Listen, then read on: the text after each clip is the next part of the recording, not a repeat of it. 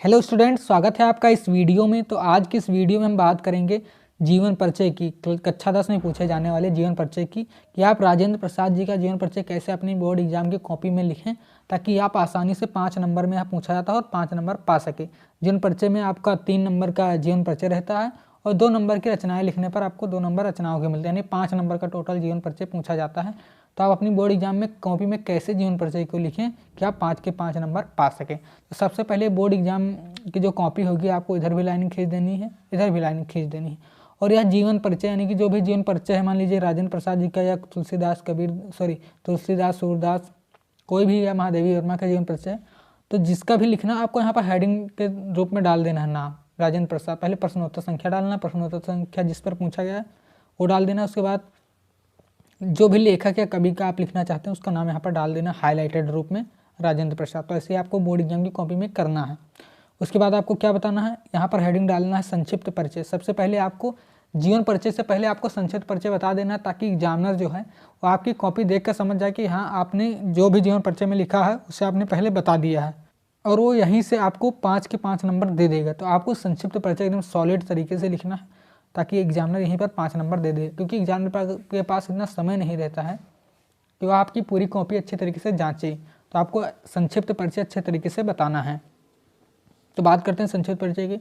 सबसे पहले हमें इनका नाम बताना है, जन्म कब हुआ, जन्म स्थान क्या था, माता का क्या नाम था, पिता का क्या नाम था, पत्नी का शिक्षा का क्या थी, मृत्यु कब हुई, रचनाएं, यानी कि इतना हेडिंग हमें बताना है।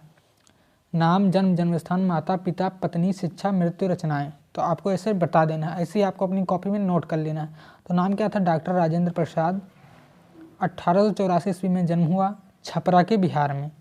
माता का नाम कमलेश्वरी देवी था, पिताजी का नाम महादेव सहाय था, पत्नी राजवंशी, और शिक्षा कहाँ तक, MA और ML यहाँ बता देना है। उसके बाद हमें आगे बताना है मृत्यु सन 1963 ईस्वी में, रचनाएं मेरी आत्मकथा, चंपारण में महात्मा गांधी आदि, ऐसे बता देना। तो ये हमारा क्या हो गया, ये हमारा हो गया संक्षिप्त परिचय, यानी इतना हमें अच्छे तरीके से संक्षिप्त परिचय बता देना है। किसका, राजेंद्र प्रसाद जी का। तो संक्षिप्त परिचय ऐसे बता देना। उसके बाद हमें क्या करना है, उसके बाद हमें हेडिंग लगानी है जीवन परिचय की कि आपको जीवन परिचय बताना है। जो भी आपने संक्षिप्त परिचय में लिखा है उसी को अपनी भाषा में जीवन परिचय में लिख देना है। तो इसमें क्या बताना है, देश रत्न डॉक्टर राजेंद्र प्रसाद जी उर्फ, इनका उर्फ जो हमारा नाम था राजेंद्र प्रसाद जी का, राजेंद्र बाबू भी कहा जाता था उस समय। तो राजेंद्र प्रसाद जी या राजेंद्र बाबू का जन्म सन 1884 ईस्वी में बिहार राज्य के छपरा जिले में हुआ था। आगे आपको बताना है इन्होंने कलकत्ता विश्वविद्यालय से MA की परीक्षा उत्तीर्ण की। प्रसाद जी का बचपन से ही हिंदी में विशेष रुचि थी। और आगे हमें बताना है प्रसाद जी ने हिंदी साहित्य के इतिहास में विशेष योगदान दिया है। प्रसाद जी आज़ाद भारत के प्रथम राष्ट्रपति थे।